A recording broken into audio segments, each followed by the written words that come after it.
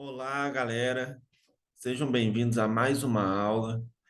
Meu nome é Bruno Carvalho, eu sou professor de Geografia e hoje nós vamos estudar sobre as políticas internacionais.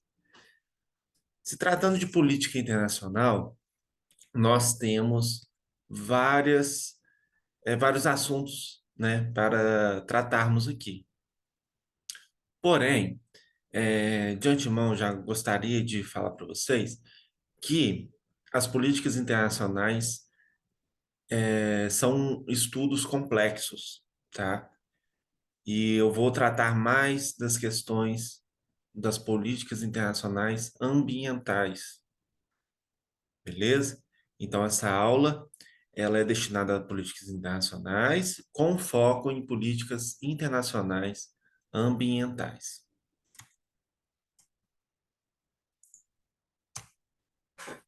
Políticas internacionais. É, de acordo com Mungentou, políticas a política internacional, ela inclui análise de relações políticas e problemas de paz entre as nações. Ou seja, basicamente são relações políticas entre os países do mundo e também os problemas de paz, né, como guerras, conflitos, que existem há muitos anos, desde quando o mundo é mundo, né? Além disso, desculpa, ele escreve que é a luta e o uso do poder entre as nações. O uso do poder é uma coisa muito complexa, né? Porque todo mundo quer ter poder. O poder é uma coisa almejada, né? Tanto por pessoas quanto por nações. Então, é, essa palavra poder, ela chama a atenção de muitas nações. Todo mundo quer ser o mais poderoso. Quem que não gostaria de certa forma, né, reger o poder no mundo, né? Ter esse poder e fazer o que bem entender. E é uma luta, né? Você conquistar poder.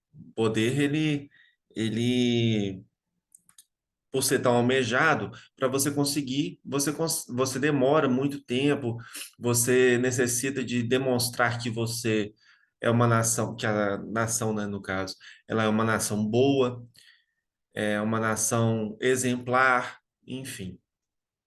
E as políticas, essas políticas entre esses países, elas demonstram que existem muitas ações importantes para o país ter o poder, né? Vamos falar assim, para o país ser um, um protagonista, né? Mundial. Todas as ações no campo das relações internacionais, elas contam com um componente de política internacional para que aconteça. Seja através de negociação, cooperação, influência, persuasão ou uso da força.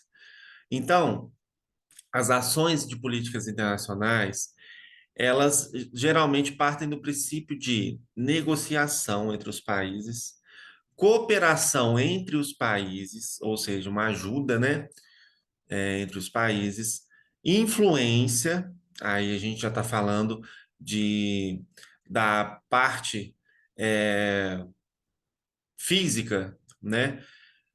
Como assim influência? Por exemplo, existem países que possuem reservas petrolíferas enormes. Existem países que possuem reservas de gás natural enormes. Então, esses países, eles são influentes no que diz respeito a combustíveis fósseis. Então, eles geralmente buscam, né, acordos por terem essa influência, esse poder em suas mãos. Persuasão ou uso da força. O uso da força, a gente sabe que é o último caso, né? O mundo hoje evita ao máximo utilizar da força para resolver problemas internacionais. A política internacional é uma parte de um sistema mais amplo e complexo de relações. Então, ele é complexo, como eu disse para vocês. Não é fácil nós estudarmos políticas internacionais. existem vários assuntos de políticas internacionais. Cada assunto convém a determinado grupo de países. E as relações internacionais, ciência e campo de estudo central, abarca as relações políticas, econômicas, culturais, sociais, históricas, geográficas e etc. Então, assim, a complexidade é enorme se tratando de políticas internacionais, principalmente por conta da miscigenação cultural que nós temos no mundo hoje. O mundo hoje, ele possui muitas culturas, as economias elas são distintas, são diferentes. Existem países mais ricos, países mais pobres, países que estão em busca dessa riqueza, países subdesenvolvidos, países emergentes, países desenvolvidos. Então, assim, é, existem grupos para cada tipo de assunto, né, de política internacional.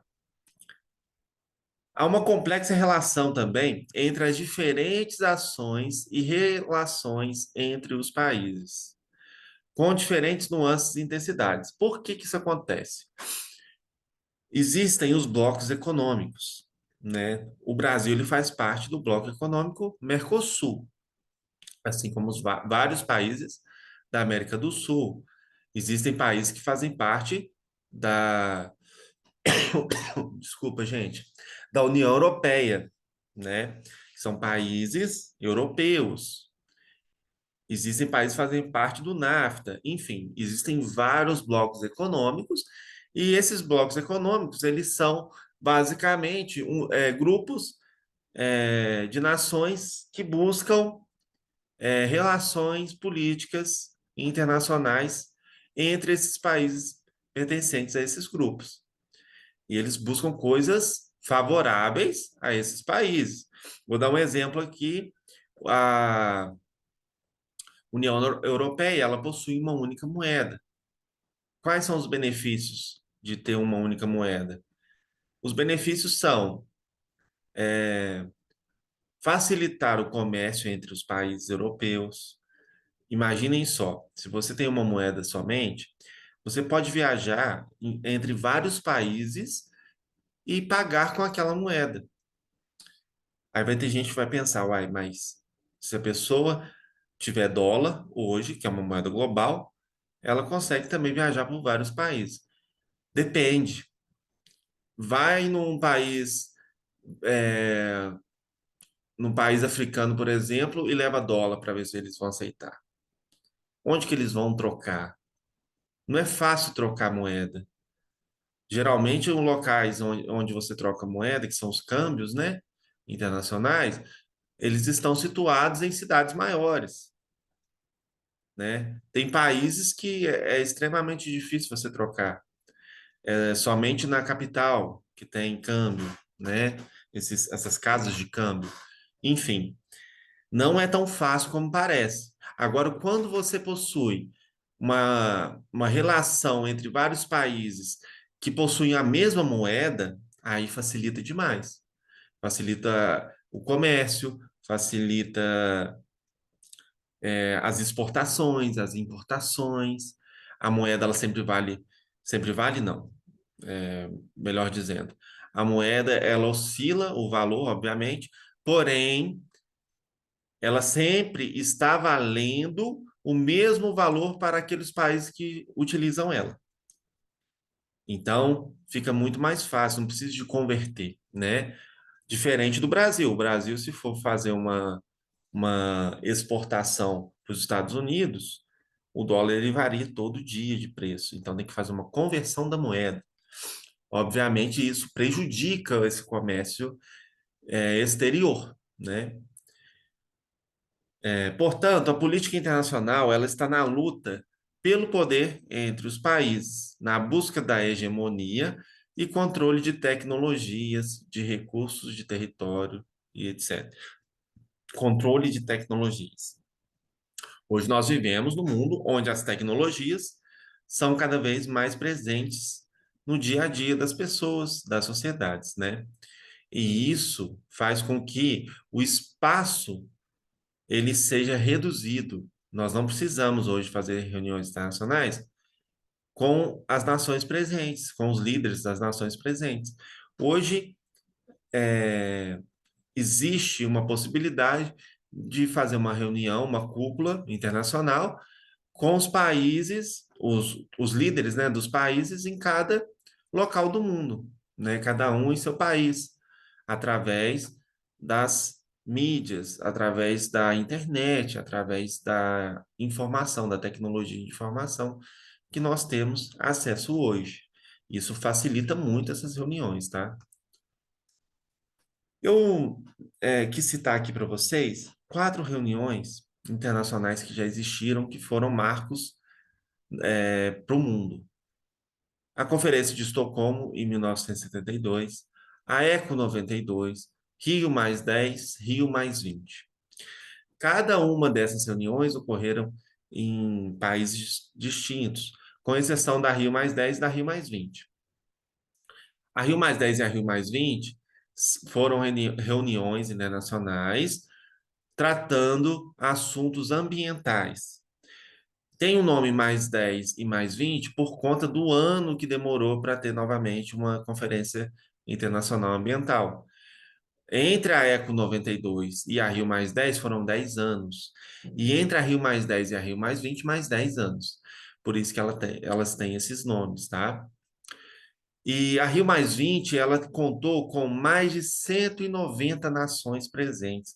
Então, foram reuniões internacionais com praticamente 80%, 90% das nações mundiais, né?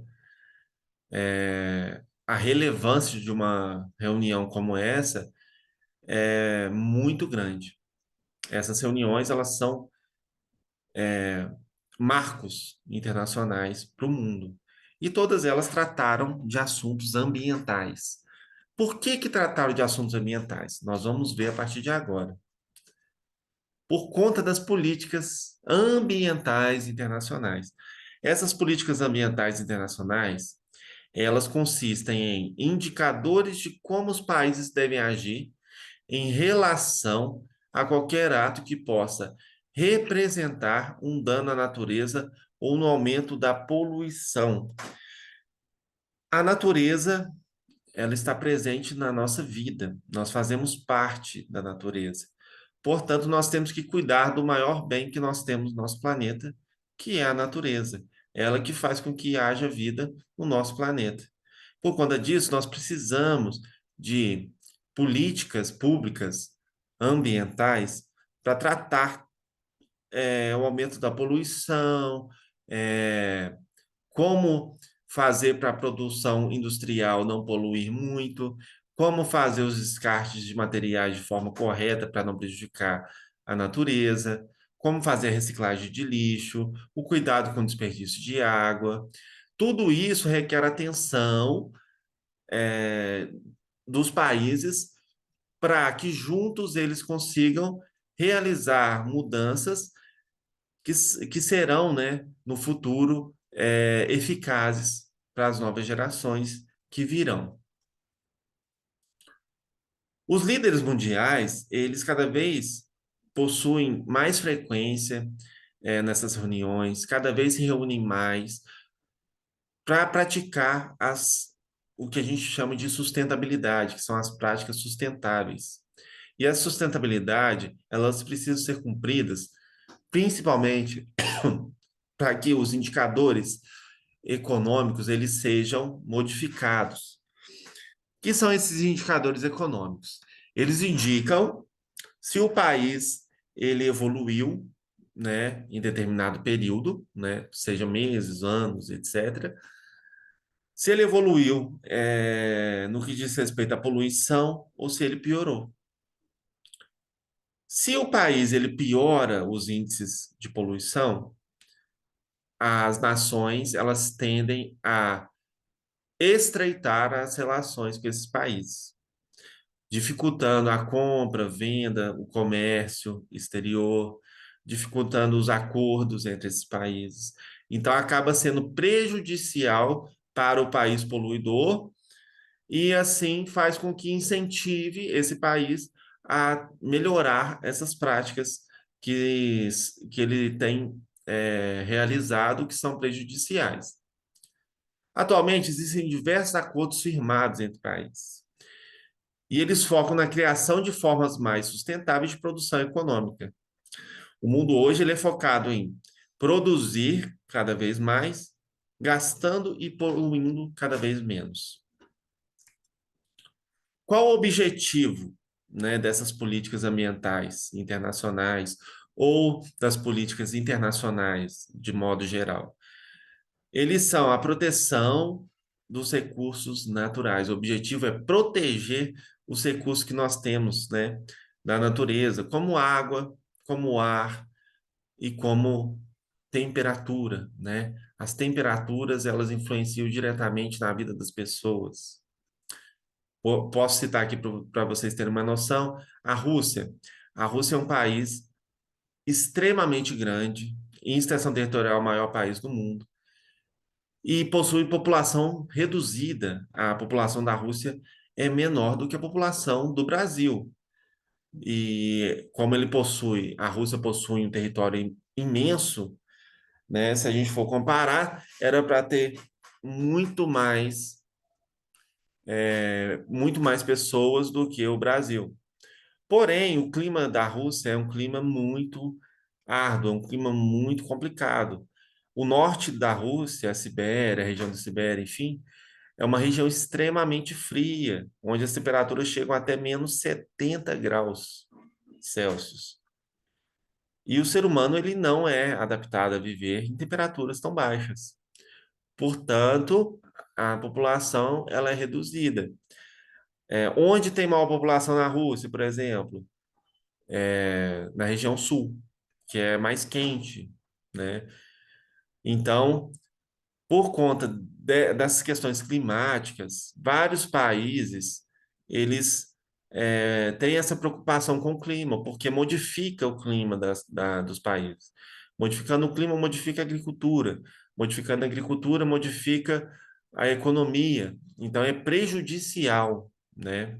De maneira geral, acaba sendo prejudicial para esse país. E também, um objetivo é dar garantia de uma qualidade de vida para todos. A qualidade de vida, ela é primordial, né? Como para todos no futuro, para todos no presente, né? Nós temos que modificar para que as sociedades futuras tenham acesso ao que nós temos hoje, a uma água de qualidade, a um ar mais puro, menos poluído, a temperatura, as temperaturas mais amenas, né? Enfim, isso tudo são objetivos internacionais que fazem com que essas políticas internacionais cada vez mais tenham esse papel e batam nessa tecla ambiental. Para concluir, é importante que cada indivíduo e desses indivíduos, todos eles tenham em mente que todos os seres vivos são dependentes dos recursos do planeta.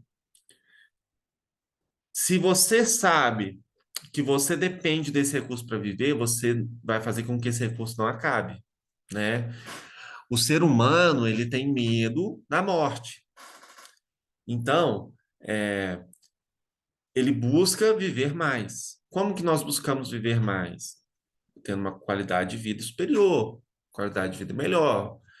E as estatísticas nos mostram que cada vez mais a expectativa de vida tem subido. Se ela tem subido, é porque nós estamos no caminho certo no que diz respeito à qualidade de vida, né?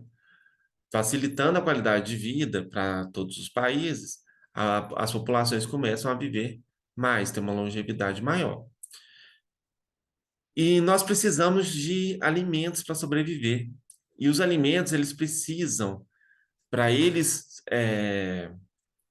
serem cada vez mais cultivados, eles precisam de ar bom, um ar puro e água limpa, né?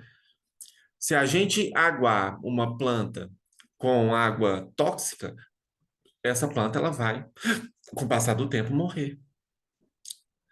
E se ela não morrer, ela vai se tornar tóxica para a saúde humana, fazendo com que surjam novas doenças e fazendo com que as produções sejam exterminadas, né? Então, não é interessante para ninguém poluir a água, poluir o ar. Nós precisamos focar nisso. E os países, todas as nações, querem cada vez mais melhorar o ar, a água e principalmente o clima do planeta.